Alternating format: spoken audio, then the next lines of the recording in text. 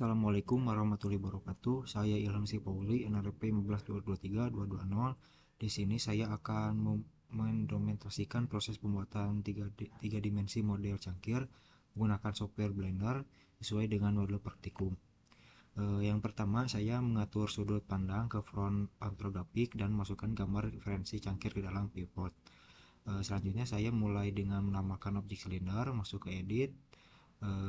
Di sini dengan menekan tab lalu menyesuaikan ukurannya menggunakan fitur scale agar pas dengan gambar referensi.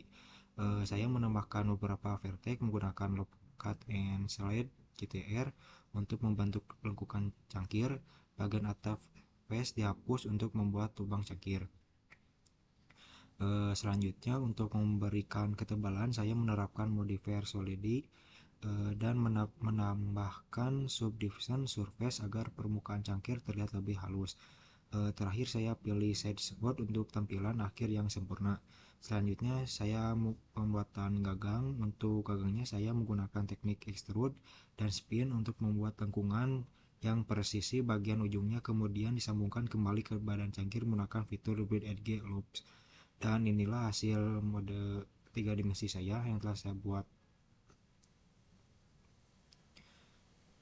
Selanjutnya saya akan mengimplementasikan yang 7B.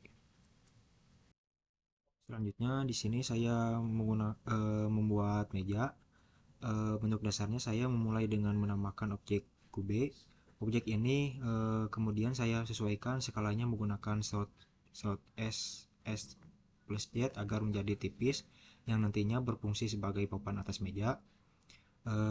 Selanjutnya masuk ke edit mode yang di sini.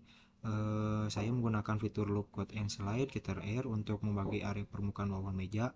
Saya memberikan dua garis potong secara vertikal dan dua secara horizontal untuk menentukan titik sudut di mana kaki meja akan berada.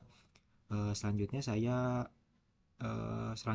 setelah area sudut terbentuk, saya memilih keempat face kecil di bagian bawah tersebut.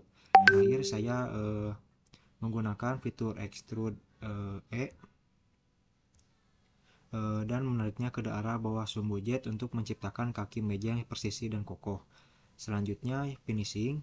Untuk tampil yang lebih rapi, saya kembali ke objek mode dan memberikan perintah set mode agar sudut-sudut meja terlihat lebih halus. Dan ini hasilnya. Selanjutnya saya akan mengimplementasikan yang pembuatan piring. Setelah meja selesai, sekarang saya masuk ke tahap kedua, yaitu pembuatan piring sebagai pelengkap objek di atas meja. Di sini saya menggunakan objek dasar circle. Dalam edit model saya mengisi bagian tengah lingkaran tersebut agar menjadi sebuah permukaan padat. Selanjutnya pembentukan dasar saya menggunakan teknik extrude yang dikombinasikan dengan scale untuk menarik bagian pinggir lingkaran sedikit ke atas dan ke arah luar. Proses ini dilakukan secara bertahap untuk membentuk lekukan dasar piring hingga ke bagian tepinya. Selanjutnya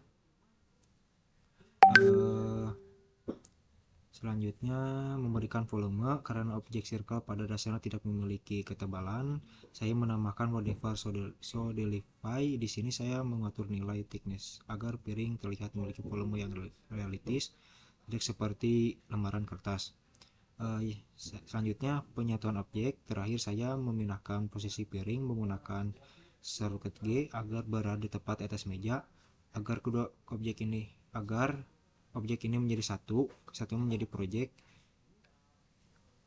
Dan ini hasilnya. Terima kasih. Mohon maaf bila ada kesalahan.